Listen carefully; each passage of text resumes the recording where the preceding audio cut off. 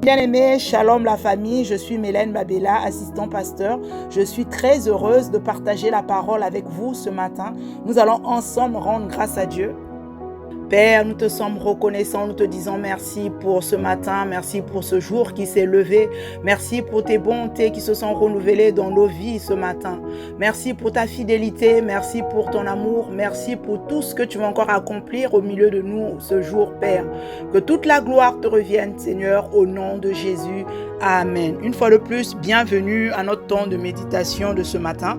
Ensemble, nous allons lire le passage de Matthieu, au chapitre 6, à partir du verset 25.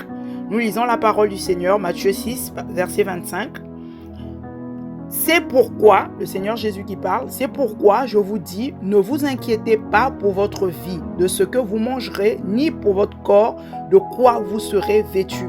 La vie n'est-elle pas plus que la nourriture, et le corps plus que le vêtement? Regardez les oiseaux du ciel, ils ne sèment, ni ne moissonnent, et ils n'amassent rien dans des greniers, et votre Père céleste les nourrit. Ne valez-vous pas beaucoup plus qu'eux? Qui de vous, par ses inquiétudes, peut ajouter une coudée à la durée de sa vie? Et pourquoi vous inquiétez au sujet du vêtement? Considérez comment croissent les lys des champs. Ils ne travaillent ni ne filent. Cependant, je vous dis que Salomon même, dans toute sa gloire, n'a pas été vêtu comme l'un d'eux. Si Dieu revêt ainsi l'herbe des champs qui existe aujourd'hui et qui demain sera jetée au four, ne vous vêtira-t-il pas à plus forte raison, gens de peu de foi? Ne vous inquiétez donc point et ne dites pas que mangerons-nous, que boirons-nous, de quoi serons-nous vêtus? Car toutes ces choses, ce sont les païens qui les recherchent. Votre Père céleste sait que vous en avez besoin. Cherchez premièrement le royaume et la justice de Dieu, et toutes ces choses vous seront données par-dessus. Ne vous inquiétez donc pas du lendemain, car le lendemain aura soin de lui-même. À chaque jour suffit sa peine. Amen. Bien-aimé, il s'agit du Seigneur Jésus et il parlait aux disciples. Il ne parlait pas à la foule, il parlait aux disciples. Alors, cette parole s'adresse à toi et à moi aujourd'hui en tant que disciples, en tant qu'enfants de Dieu. Le Seigneur Jésus dit, ne vous inquiétez pas du matériel, de ce que vous allez manger, de quoi vous allez vous habiller. Il nous le dit à toi et à moi aujourd'hui aussi. Parce qu'il dit combien Dieu prend soin même des oiseaux, prend soin des plantes, prend soin. Mais combien de fois il va prendre soin de toi et moi? Parce que nous sommes des enfants de Dieu. Il vous, votre Père, il a dit, prends soin. Regardez comment il prend soin des oiseaux. Regardez comment il prend soin des plantes. Et il nous dit, ne vous souciez pas du lendemain. N'entretenez pas des soucis par rapport au lendemain. N'entretenez pas des soucis par rapport à ce pourquoi vous allez manger, votre matériel, de vos besoins. N'entretenez pas parce que Dieu prend soin de vous. Et il le dit comme ça, il nous rappelle ça parce que Dieu est votre Père, donc il prend soin. Cela ne montre pas que non, donc on ne fait rien, Dieu prend soin. Mais Dieu prend soin de nous, bien-aimés, parce qu'il y a des moments où tu n'as rien fait, Dieu peut utiliser n'importe qui pour t'apporter quelque chose. Il y a des moments où tu es même toi-même surpris, là où on parle de la personne est venue, heureusement, Dieu a pourvu. Mais Dieu pourvoit, Dieu prend soin de nous. Là, il dit aux disciples, gens de peu de foi. Il en parle comme ça. Et ça nous arrive à nous aussi de douter même que Dieu prend soin de nous. Et tu te retrouves dans des situations où tu as l'impression que c'est toi-même qui dois t'inquiéter. Tu dois t'inquiéter de ton avenir, tu dois t'inquiéter de ton futur, tu dois t'inquiéter de ta situation, de ta famille, de tes enfants, voilà, pour ceux qui ne sont pas encore mariés, de ton mariage. Est-ce que tu vas te marier? Est-ce que j'aurai des enfants? Pourquoi ceci? Pourquoi cela? Pourquoi ma famille? Est-ce que ma famille va se convertir? Pourquoi il y a toujours des conflits? Et on s'inquiète et nous oublions parfois avec qui nous sommes. Avec Dieu, nous sommes avec Dieu. Dieu est notre papa. Et donc là, le Seigneur Jésus nous demande de ne même pas s'inquiéter, mais d'apprendre à faire confiance en Dieu, d'apprendre à compter sur Dieu. Bien-aimés, nous devons savoir que nous dépendons de Dieu. Nous appartenons à Dieu. Dieu est notre papa et nous ne sommes pas seuls. Parce que quand on voit l'épisode des disciples encore dans la barque, nous verrons dans la barque, quand ils étaient dans la barque, et quand il y a eu la tempête, le Seigneur Jésus était dans la barque avec les disciples. Mais quand il y a eu la tempête, quand il y a eu des vagues, la barque a commencé à chavirer. Eux, là où ils étaient, ils ont vu le Seigneur, lui, il dormait tranquille, il était en paix, il est en train de dormir. Pendant que les disciples s'inquiétaient, pendant que les disciples se posaient des questions, mais est-ce que lui, il entend, est-ce qu'il sait que nous sommes là, la barque en train de prendre de l'eau même? Est-ce qu'il est au courant? Mais il dormait, pourquoi il dort? Ils se sont posé des questions. Mais je pense qu'ils ont même eu à chercher un peu des solutions pour vouloir calmer la situation, gérer un peu par eux-mêmes, par leur force. Et c'est là où, quand ils ont vu que ça n'allait pas, ils ont paniqué. Et c'est là où ils viennent réveiller le Seigneur. Et qu'est-ce que le Seigneur Jésus leur a dit? Encore homme de peu de foi. Encore ça. Pourquoi? Parce qu'il dit, pourquoi avez-vous douté? Pourquoi avez-vous douté? Je suis là, je suis dans la barque avec vous. Donc rien ne peut vous arriver. Bien aimé, cela arrive aussi dans nos vies. Où tu es dans une situation, tu oublies que le Seigneur Jésus est avec toi. Tu oublies que ta vie est cachée en Christ. Et tu paniques, tu cherches des solutions de manière personnelle. Tu cherches des solutions par toi-même. Tu t'inquiètes de ton avenir, tu t'inquiètes de ta vie, tu t'inquiètes de tout et de tout. Là où tu dois faire ta part, tu fais ta part. Là où tu dois aller travailler, tu vas travailler. Là où tu as des projets à faire, tu les fais. Mais n'oublie pas une chose, que tu n'es pas seul. Les projets, tu ne les fais pas par toi-même. Tu fais ça toujours avec Dieu. Tu dois associer Dieu dans tout ce que tu fais. Parce que tu peux même te dire que je veux progresser dans mon travail, je veux avoir une promotion, je dois vraiment travailler, me lever avant tout le monde, arriver avant tout le monde et partir après tout le monde. Bien aimé, toutes ces choses, tu peux le faire. Mais si tu n'associes pas Dieu, ça ne donnera rien du tout. Ne te compare pas aux autres. Ne vois pas ce que les autres font pour dire je vais faire la même chose. Oui, les gens de ce monde, ils le font, ils réussissent. Moi aussi, je vais faire. Non, tu n'as pas besoin de faire comme les païens. Tu n'as pas besoin de faire comme ceux qui ne croient pas en Dieu. Toi, tu es enfant de Dieu. Donc, il y a une particularité. Dans tout ce que tu fais, Dieu doit être dedans. Tu dois associer Dieu. N'oublie pas, c'est avec Dieu que nous ferons des exploits. Nous ne faisons pas les exploits par nous-mêmes, mais c'est avec Dieu. Nous souvenons encore de David. Il dit, toi, tu viens contre moi, je viens contre toi. Au nom de l'Éternel des armées. Nous, aujourd'hui, nous avons au nom de Jésus. Il avait associé Dieu dans son combat pour gagner Goliath. Il faut toujours associer Dieu. Il associait toujours Dieu dans toutes ses batailles. Tu dois associer Dieu dans tous les aspects de ta vie. Dieu s'occupe de tous les domaines de ta vie. N'épargne pas certains domaines en disant, ça je gère. Oh non, ça c'est moi-même. Je dois fournir des efforts. Et tu es partout, tu t'inquiètes de partout. Tu te bats. C'est très bien, mais est-ce que tu te bats avec Dieu? Parce que n'oublie pas aussi que si l'Éternel ne bâtit, celui qui bâtit, bâtit en vain. Et si il ne garde pas, celui qui travaille, veille en vain. C'est lui qui doit être toujours en avant. C'est toujours Dieu qu'il faut associer dans tout. Tu ne peux pas bâtir sans Dieu. Sinon, tu bâtis la maison, tu la bâtis en vain. Et on le sait, quand tu bâtis sans Dieu, là où ça peut conduire. Bien-aimé, aujourd'hui même, en tant que chrétien, dans l'église, des fois, tu veux faire tellement de choses, mais est-ce que tu le fais avec Dieu? Est-ce que tu associes Dieu? C'est là où tu te fatigues. C'est là où on voit une personne qui était motivée à faire les choses et la personne s'épuise. De plus en plus, on voit l'inquiétude sur son visage. On voit que tu ne peux pas être productive. Tu ne peux pas être productive tant que tu n'associes pas Dieu dans ce que tu fais. Tu peux faire beaucoup de choses, mais avoir un très peu de résultats. Pourquoi? Parce que tu n'as pas associé Dieu. Parce que tu fais ça avec ta force. Il y a des moments où on a même l'impression qu'on veut faire pour Dieu. Mais est-ce que tu as associé Dieu? Est-ce que Dieu t'a demandé de le faire? Nous voyons l'épisode où le Seigneur Jésus était chez Marthe et Marie.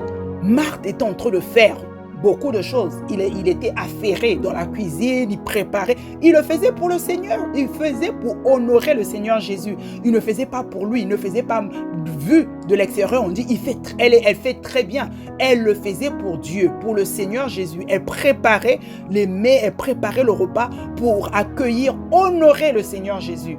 Mais quand il y a eu l'inquiétude dans son cœur, elle s'est posé des questions en disant, mais pourquoi ma petite sœur ne vient pas m'aider? Elle vient voir le Seigneur Jésus.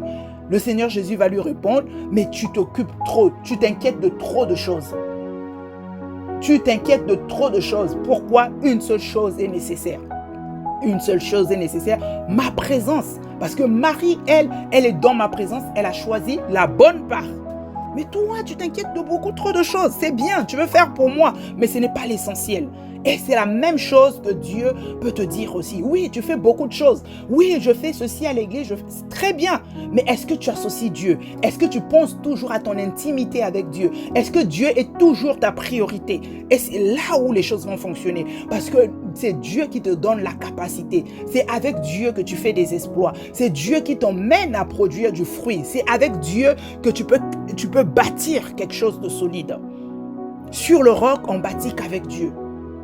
Et aujourd'hui, quand il y a ça, soit on n'est pas conscient que nous sommes avec Dieu et on veut faire les choses par nous-mêmes, soit c'est carrément, j'allais dire, le doute. On ne sait même plus qui on est concrètement. Tu ne sais plus que tu es enfant de Dieu et tu veux vouloir faire les choses comme tout le monde. Et tu as l'impression que en comptant sur Dieu, ça met trop de temps. Et aujourd'hui, les gens cherchent des plans B. Les personnes cherchent des plans C. Tu es là, tu peux être une jeune fille en attente de mariage. Tu attends le frère. Le frère ne se présente pas. Tu dis, bon, ok, je vais aller chercher un dans le monde. Je vais le convertir. Ou bon, bref, je cherche le raccourci. Après, je l'emmène chez Dieu. On va nous bénir à l'église. Voilà, je me commence par un petit copain. Bref, il y a beaucoup de choses. Ou il y a beaucoup d'autres. Je ne trouve pas de travail. Je vais mentir un peu dans mon CV. Il me suffit juste de trouver quelque chose parce que là, avec tout ce que j'ai fait là, ça ne fonctionne pas. Bien aimé, ça ne fonctionnera pas. Pourquoi? Parce que tu as mis Dieu de côté. Eh oui, parce que quand c'est comme ça, tu vas avoir ta solution à ta manière. Mais Dieu n'est pas dedans. Et quand Dieu n'est pas dedans, on connaît la suite. Quand Dieu ne bâtit pas, la personne qui bâtit en vain. Non, Dieu n'est pas dans ton affaire, bien aimé. Tu as beau trouver, entre guillemets, ta solution à ta manière, mais je t'assure que tu connaîtras la suite. La suite, ça ne peut pas fonctionner. Donc, Dieu doit être dans tout ce que tu fais. Oh non, la maladie a trop duré. Je vais trouver une solution dans le monde. Je vais faire ceci, je vais faire cela. Tu ne peux pas. Parce que tu t'inquiètes. C'est l'inquiétude en fait qui t'emmène à aller chercher des solutions B.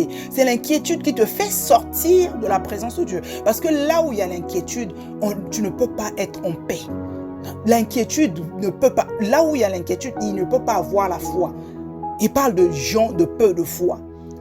Peu de foi pour dire que dès que tu commences à t'inquiéter, ça ne va pas. Ça ne peut pas aller. Tu n'as pas à t'inquiéter, Dieu prend soin de toi. Tu n'as pas à t'inquiéter, tu n'es pas seul, tu ne marches pas seul. Dans la vie, tu n'es pas seul. Tu n'as pas besoin de voir des personnes de manière physique. Sois conscient, Dieu est réel, Dieu est avec toi. Il t'accompagne. Il dit, je serai avec vous tous les jours. Je ne vous abandonnerai point, je ne vous délaisserai point. Je serai avec vous tous les jours. Bien-aimé, tu n'es pas seul, tu es avec Dieu. Alors ne cherche pas à faire des choses avec tes propres forces. Tu n'y arriveras pas. Tu dois associer Dieu, tu dois faire des choses avec Dieu. Avoir confiance que Dieu prend soin de toi. Être conscient qu'il est avec toi. Il est venu habiter même en toi. Tout ce que même le Seigneur Jésus, dans tout ce qu'il faisait, quand il agissait, il disait toujours, c'est le Père en moi qui fait. Tu dois être capable de dire que tout ce que je le fais avec Dieu. Même là où tu n'avais pas pensé, bien aimé, quand tu as confiance en Dieu, tu fais des choses. Tu n'es pas dans la paresse, tu ne croises pas tes bras, mais tu es en train de travailler, mais en le faisant avec Dieu. Je t'assure que même là où tu peux être fatigué, tu seras surpris toi-même qu'il y a des choses qui se sont faites sans même que tu aies fait quelque chose. Toi, tu fais que faire ta part. Le Seigneur Jésus l'a dit, à chaque jour suffit sa peine. Le lendemain prendra soin de lui-même. Tu ne t'inquiètes pas du lendemain, mais le lendemain, tu verras que quand tu arrives, tout est bon, tout est planifié. Il a des projets de paix pour nous. Bien-aimés, il nous donne un avenir, il nous donne de l'espérance. Dieu prend soin de nous. Sois juste conscient de cela. Garde cela à l'intérieur de toi. Il a dit même ce que l'œil n'a point vu, ce que l'oreille n'a même pas entendu, ce qui n'est même pas monté dans le cœur de l'homme. Dieu révèle à ceux qui l'aiment. Si tu es dans l'intimité avec Dieu, il peut même te révéler des secrets, il peut te révéler une idée, de la créativité. Il va te donner des idées, il va te donner la créativité, il va te donner la sagesse. Là où tu ne peux pas avec ton intelligence, là où l'intelligence humaine s'arrête, c'est là où Dieu te porte. Quand tu es avec Dieu, tu te sens porté. Tu sens comme s'il y avait quelqu'un avec toi de manière réelle. Tu te sens porté. Tu fais des choses, tu peux faire beaucoup de choses, mais tout est géré avec Dieu. Et quand tu gères avec Dieu, ça devient léger. Là où les gens pensent que c'est lourd à porter, toi tu portes parce que tu as l'impression que c'est quelqu'un qui porte avec toi. Mais si tu veux faire des choses à ta manière, tu veux faire il y en a qui ils vont cumuler des boulots à gauche, même 4. Donc ils n'ont même plus le temps pour l'église, ils n'ont plus le temps de servir Dieu, ils n'ont même plus le temps pour leur propre famille. Ils se retrouvent tellement submergés. Pourquoi? Parce qu'ils s'inquiètent. Est-ce que je dois réussir? Mais ils pensent réussir avec leur propre force. Bien aimé, quand tu vois ce genre de personnes, même s'ils arrivent à gagner avec leur dur labeur, mais ils ne sont pas heureux, ils ne sont pas épanouis. Tu ne peux pas être en paix, ils ne vivent pas une vie épanouie, ils n'ont pas la paix, ils n'ont pas la joie. Et ça, il suffit juste d'observer, on le voit. Tu vois une personne en train de périr, tu la vois, tu sens que ce n'est pas physique, mais c'est plutôt intérieur. Pourquoi? Parce que la personne a mis Dieu de côté et a cru réussir avec ses propres forces. Ça ne fonctionne pas. C'est avec Dieu que nous ferons des exploits. Ça, il faut le garder. Et garde que Dieu est avec toi. Il n'est pas loin de toi. Comme les disciples dans la barque, quelles que soient les circonstances, quelles que soient les situations, quelles que soient les tempêtes que tu traverses, rappelle-toi que Dieu est là. Dieu est dans ta vie. Dieu est avec toi. Ne panique pas. Il suffit juste, comme nous dit la Bible, fais connaître tes besoins. Faites connaître vos besoins à Dieu par des prières. Fais connaître tes besoins. Et c'est là où la paix de Dieu, qui surpasse toute intelligence, gardera ton cœur. Tu as besoin de garder ton cœur en Dieu. Tu as besoin d'être avec Dieu. Tu as besoin de faire connaître tes projets à Dieu. Tu as besoin de l'associer dans tout ce que tu fais. Tu ne peux pas faire des choses de manière personnelle. Tu appartiens à Dieu. Alors tu l'associes. Il est l'associé même principal dans tout ce que tu fais. Tu veux faire quelque chose, parle-lui. Voilà, on va faire ensemble. Tu fais avec Dieu tout. Et tout ce que tu feras avec Dieu, bien aimé, je t'assure, comme il a dit lui-même, que même pendant ton sommeil, il y a des choses où lui fait avancer. Et quand toi tu te réveilles, c'est fait. Tu te dis, ok, quelqu'un a dû faire à ma place. Oui, il y a des opportunités, il y a des portes qui s'ouvrent, il y a des situations, il y a des promotions où tu n'as même pas cherché. Tu as simplement fait ta part. Mais comme tu as associé Dieu dans l'affaire, Dieu s'occupe de tout. Amen. Nous allons ensemble, bien-aimés, rendre grâce à Dieu, dire merci, merci au Seigneur, merci. Père, nous te sommes reconnaissants, nous te disons merci, merci pour tout ce que tu fais, merci pour ta parole qui nous enseigne encore ce matin. Bien-aimés, ensemble nous allons prier, tu vas prier avec moi. Merci Seigneur, merci Père pour ta parole. Oui, je crois que je suis ton enfant. Et je ne peux manquer de rien parce que tu prends soin de moi. Tu pourvois à tous mes besoins selon ta richesse. Rien ne peut me manquer. Tu es mon berger, Seigneur, et je crois que rien ne peut me manquer. Je le déclare encore aujourd'hui, que dans tous les domaines de ma vie, Seigneur, tu pourvois. Je ne manque de rien, que ce soit dans le plan spirituel, dans le domaine matériel, social, professionnel. Tu t'occupes de toutes choses et je crois. Béni sois-tu encore pour tout ce que tu vas faire, Seigneur. Merci parce que tu me rends conscient que tu es avec moi. Tu ne me délaisses point, tu ne m'abandonnes point. Tu marches avec moi et je veux t'associer dans tout ce que je fais, dans tous mes projets. Quel que soit le domaine, Seigneur, je t'associe parce que je sais et que je sais que c'est en t'associant, Seigneur, que je bâtis. Je bâtis avec toi. Si toi, tu ne bâtis, la personne qui bâtit en vain. Alors je refuse, Seigneur, de passer du temps pour rien. Je refuse d'investir du temps qui ne donne rien, qui ne produit pas de fruits. Voilà pourquoi je t'associe. Voilà pourquoi je te mets en avant dans tout ce que je vais faire. Que toi et toi seul sois le seul conseiller que j'aurai en toutes choses. Marcher en étant conscient que tu es là, que tu n'es pas loin de moi. Dans ma vie, tu es là. Quelles que soient les circonstances, quelles que soient les tempêtes, quelles que soient les situations qui peuvent se lever, même quand l'eau veut rentrer dans la barque de ma vie, Seigneur, je suis en paix car tu es là, tu es présent. Tu es dans ma vie, tu es dans la barque avec moi. Je ne m'inquiète pas, je ne me retourne pas les regards inquiets. J'ai confiance en toi, j'ai confiance que tu es là. Ta parole est la vérité. Tu es fidèle, tu as dit et je crois. Merci pour tout ce que tu feras encore, Seigneur, dans la vie de tout un chacun de nous. Béni sois-tu, Seigneur, pour ce jour. Merci, parce que nous croyons que c'est le jour que tu as fait et nous déclarons ce jour comme un jour de joie, d'allégresse, d'excellentes nouvelles au nom de Jésus. Merci pour ta grâce qui nous accompagne encore tout au long de cette journée. Nous marchons, Seigneur, avec toi. Ta parole nous éclaire et nous marchons dans la lumière au nom de Jésus. Ta bénédiction qui ne se fait suivre d'aucun chagrin est notre partage encore tout au long de cette journée. Béni sois-tu pour ta fidélité, béni sois-tu pour ton amour, béni sois-tu, Seigneur, parce que tu nous emmènes encore de gloire en gloire, Seigneur. Oui, nous ne serons pas, Seigneur, de ceux qui vont périr par manque de connaissance. À nous, tu nous donnes la connaissance, à nous, tu nous donnes tout ce dont nous avons besoin. Merci pour ta parole qui est la vérité et ta parole qui nous rend libres encore ce matin, Seigneur. Merci, Seigneur. Oh oui, nous pouvons marcher en paix, nous pouvons être tranquilles, Seigneur, parce que nous savons que tout ce que nous faisons, Seigneur, nous le ferons avec toi et avec toi seul. Nous avons confiance en toi, tu es capable de tout, rien n'est impossible. Béni sois-tu, Seigneur. À toi l'honneur, à toi la louange, à toi notre reconnaissance. Au nom de Jésus, avec action de grâce, nous disons Amen. Amen, bien-aimés. Je nous souhaite encore à toutes et à tous une excellente journée. Shalom, shalom.